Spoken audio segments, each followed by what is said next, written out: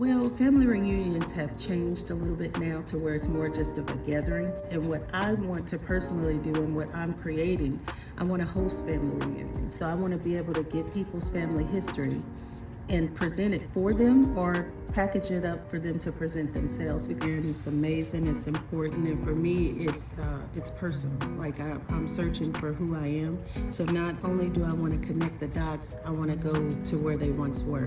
So a lot of family secrets come to light after both parties or all parties are deceased. So for instance, looking in the application dockets, I see that my family was in this area called the Point, which is by where the three rivers meet. So it was important to me to find a map to find out where that was. And I'm trying to pinpoint exactly where they were so I could go there. So hopefully I can have that connection to my ancestors. I have notes in my phone. I have my whole register that a cousin of mine put together. I keep that. So if I'm out somewhere and someone mentions a surname, I have a little situation where we've grown up in this town, the conversation before we even start researching, like, you have to understand that you have secrets, and so they had secrets that I found out last September. It came to light after the guy's mother passed. So I've been trying to think how to approach this gentleman. My mom knows him, but it's like, how do you approach them with that? So we've been being very cautious and trying to figure that out, being strategic with it, because that would be something.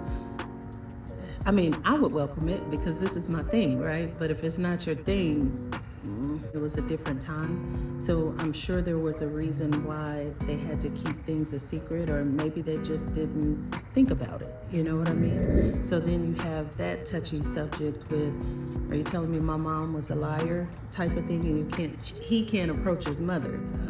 It's tough, but thankful that we have DNA, and so we, can't just say this is what I heard. It's like, well, let's go see. But again, we're trying to be strategic on how to approach this gentleman, and haven't done it yet, and it's almost been a year. You don't want to rush, but he's 72 years old. I kept it to myself for a little bit, and I was going to try to investigate, but then I told my oldest uncle, and he was ready to come down the next day. He lives in Kansas City.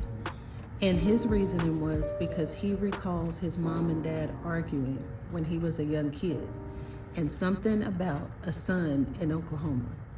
And he said when he got grown, he asked his dad about it, and his dad kind of blew it off like, I don't have any other kids. But then a year later, a daughter popped up that he had. So when I brought that up about this guy in Oklahoma, he knows it. He truly feels that's his brother.